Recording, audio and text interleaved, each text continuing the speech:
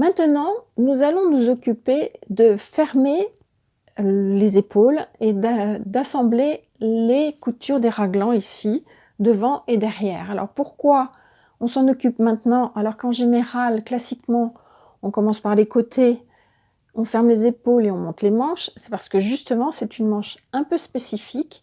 Si vous vous souvenez, il y a des petites fronces qui arrivent ici de chaque côté dans le dos également.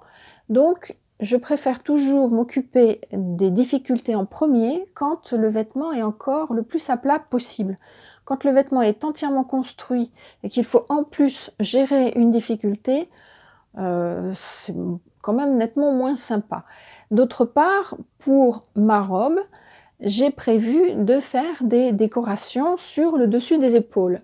Si vous ne prévoyez pas de décoration sur votre épaule, vous pourrez fermer l'épaule une fois que vous aurez assemblé les pièces de raglan avec les dos et les devants.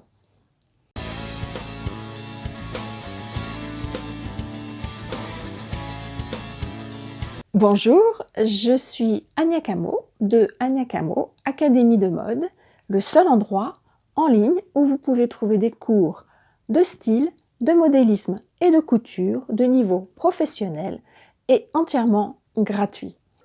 Maintenant, nous allons nous occuper de faire le montage du raglan. Alors, quand nous avons fait le patron, nous avons pris soin de faire des crans.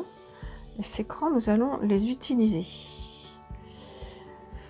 Ici, vous voyez, c'est la partie devant du raglan que vous avez face à vous. Ici, c'est le devant de la robe. Donc, vous allez commencer par faire coïncider l'écran des deux points charnières, exactement. Voilà. L'extrémité ici sous le bras. Ensuite, vous allez faire coïncider les premiers crans de la zone des fronces. Ici,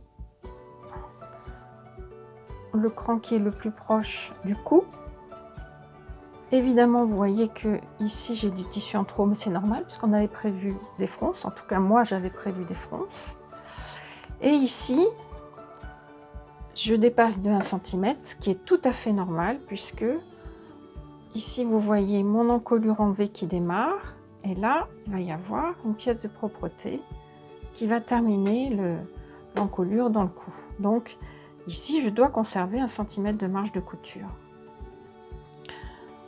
Alors entre ces crans, vous allez tranquillement épingler pour pouvoir coudre cette emmanchure. C'est toujours un peu délicat les emmanchures pour les faire vraiment belles.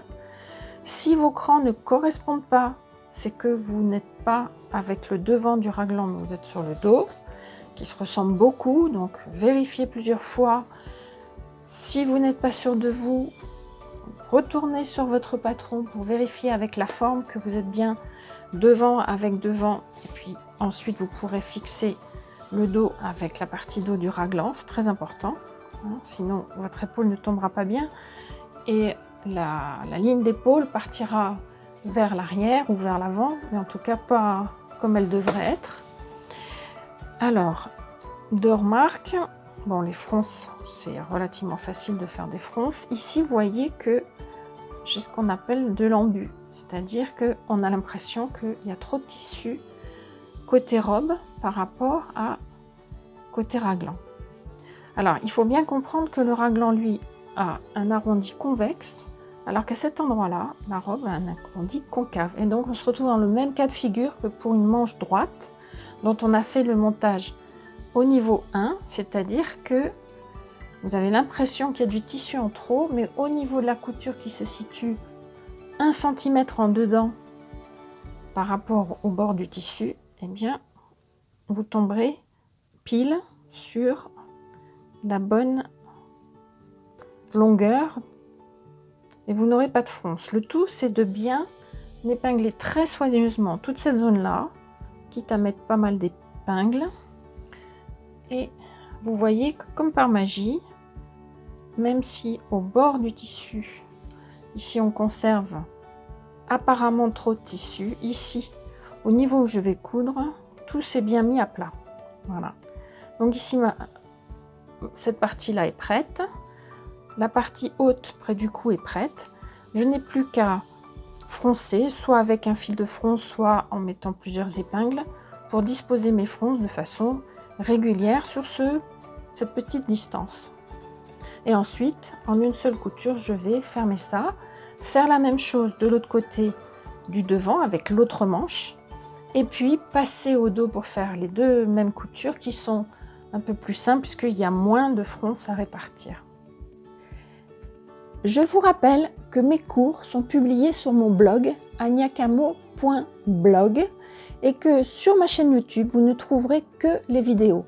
Mais si vous ne regardez que mes vidéos, vous allez rater une partie du cours, c'est-à-dire que vous n'aurez pas tous mes commentaires, tous mes conseils, vous n'aurez pas les documents à télécharger et vous n'aurez pas non plus les travaux que je vous encourage, je vous suggère de faire chez vous pour vous entraîner.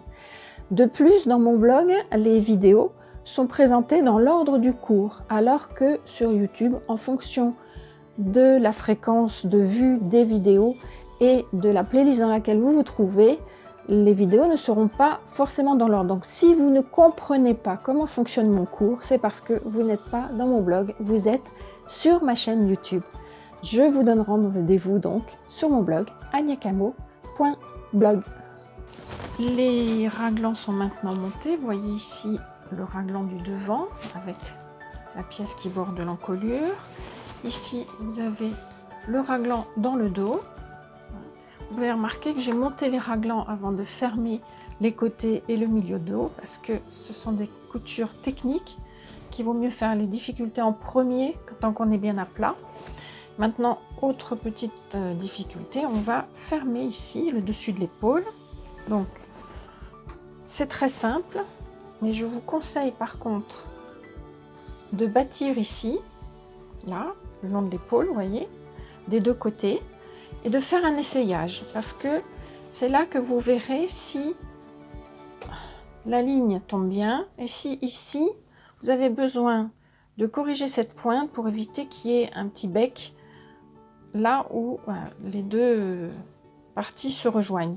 Donc c'est très important parce que c'est ce raglan-là qui fait la beauté de cette robe. Donc n'hésitez pas, un petit bâti de chaque côté sur chaque épaule et vous faites un essayage, il y en a pour 10 minutes et vraiment ça vaut le coup.